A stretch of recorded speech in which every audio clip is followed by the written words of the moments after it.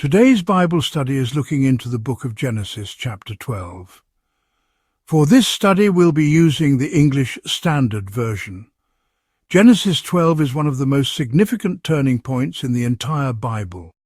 After the fall, the flood, and the division at Babel, God now initiates his plan of redemption through one man, Abram. This chapter contains the call, obedience, failure, and faith of Abram, and begins the story that will eventually lead to Jesus Christ. Now the Lord said to Abram, "Go from your country and your kindred and your father's house to the land that I will show you." This is the first recorded command God gives to Abram. It is both clear and costly. Abram is being called to leave behind everything familiar, his land, his people, and his family. In the ancient world, these were the core sources of identity, security, and provision. God is calling Abram to walk by faith, trusting in promises not yet seen. "And I will make of you a great nation, and I will bless you and make your name great, so that you will be a blessing." God's promise contrasts sharply with the people at Babel who said, "Let us make a name for ourselves." Here, it is God who will make Abram's name great. The blessing is not just for Abram, but through him to others. This begins a recurring theme. God blesses his people so they can be a blessing to the world. "I will bless those who bless you, and him who dishonors you I will curse, and in you all the families of the earth shall be blessed." This is one of the most important promises in Scripture. It contains both protection and purpose. God pledges to defend Abram and his descendants, but also to use them as a channel for blessing to all the families of the earth. This promise finds its ultimate fulfillment in Jesus Christ, the descendant of Abram, through whom salvation would come to all nations. So Abram went as the Lord had told him, and Lot went with him. Abram was 75 years old when he departed from Haran. Abram's obedience is immediate. There's no recorded hesitation or questioning. Despite his age and the uncertainties of the journey, he responds in faith. Hebrews 11 verse 8 affirms this. By faith Abraham obeyed when he was called to go out to a place that he was to receive as an inheritance.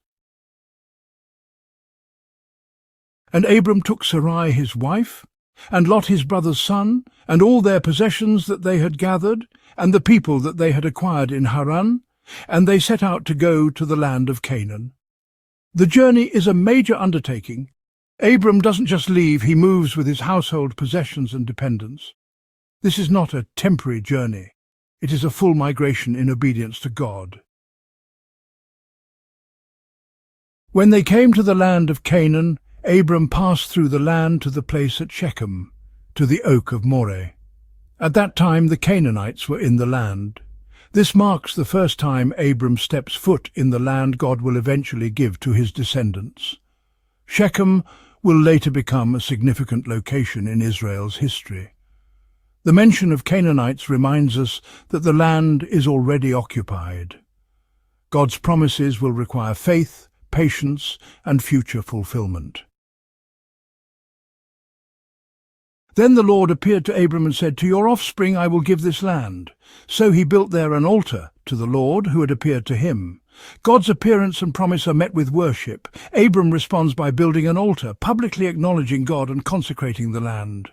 Worship is Abram's first act upon receiving the promise. It shows gratitude, dependence, and reverence. From there he moved to the hill country on the east of Bethel and pitched his tent, with Bethel on the west and Ai on the east. And there he built an altar to the Lord and called upon the name of the Lord. Abram doesn't build a house, he pitches a tent. This symbolizes his status as a sojourner, someone living in dependence on God. But he also builds another altar. Everywhere Abram goes, worship follows. Calling on the name of the Lord implies prayer, devotion, and trust. And Abram journeyed on, still going toward the Negeb. The Negeb is a dry, desert-like region in the south of Canaan. Abram continues to follow God's leading, moving deeper into the Promised Land. But now the narrative shifts, and we're shown that Abram's faith will be tested. Now there was a famine in the land. So Abram went down to Egypt to sojourn there, for the famine was severe in the land. This is the first recorded crisis in Abram's journey. The promised land is not free from hardship. This famine tests his trust. Instead of seeking God's guidance, Abram chooses to go to Egypt, a powerful and resource-rich nation, but also a place known for paganism and danger. When he was about to enter Egypt, he said to Sarai his wife, "I know that you are a woman, beautiful in appearance, and when the Egyptians see you, they will say, 'This is his wife.' Then they will kill me, but they will let you live."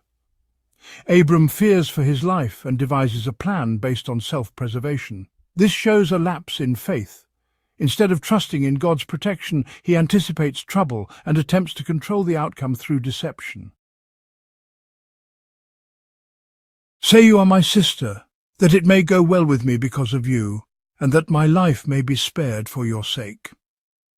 Sarai was his half-sister, so the statement is partially true, but it is misleading and designed to conceal their marriage.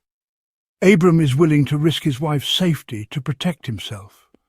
This failure contrasts with his earlier obedience and reminds us that even people of great faith are imperfect. When Abram entered Egypt, the Egyptians saw that the woman was very beautiful. And when the princes of Pharaoh saw her, they praised her to Pharaoh, and the woman was taken into Pharaoh's house. This is a serious situation. Sarai is brought into the palace, likely intended to become part of Pharaoh's harem. Abram's plan puts God's promise at risk. How can Abram become the father of a great nation if his wife is taken by another man? And for her sake he dealt well with Abram, and he had sheep, oxen, male donkeys, male servants, female donkeys, and camels. Abram benefits materially from the deception, but it comes at a spiritual and relational cost. His wealth increases, but his integrity suffers. The possessions listed here show Egypt's wealth and the prosperity Abram receives, but it is tainted. But the Lord afflicted Pharaoh and his house with great plagues because of Sarai, Abram's wife. God intervenes to protect Sarai and his promise. Just as God will later send plagues on Egypt in the time of Moses, here he acts to defend his covenant plan. Sarai's purity and the lineage of promise are preserved not because of Abram's righteousness, but because of God's faithfulness. So Pharaoh called Abram and said, "What is this you have done to me? Why did you not tell me that she was your wife? Why did you say, 'She is my sister,' so that I took her for my wife? Now then, here is your wife, take her and go." Abram is rebuked by a pagan king. This is a humbling moment. Pharaoh shows more integrity than Abram in this scene. Abram is exposed, his failure revealed. And Pharaoh gave men orders concerning him, and they sent him away with his wife and all that he had. Pharaoh sends Abram away, but he allows him to keep the wealth. This is undeserved grace. Despite his failure, Abram leaves Egypt with his wife and increased possessions. God's promise remains intact, not because of Abram's perfection, but because of God's unchanging mercy. Genesis chapter 12 is the beginning of the covenant story. It shows us that God's plan is rooted in his initiative and fulfilled despite human weakness. Abram's journey is marked by both faith and failure. He obeys God's call and worships along the way, but he also stumbles in fear and deception. Yet through it all, God remains faithful, protecting his promise and moving his plan forward. If you enjoyed this Bible study, make sure to like, subscribe, and drop a comment about what you think of this Bible study.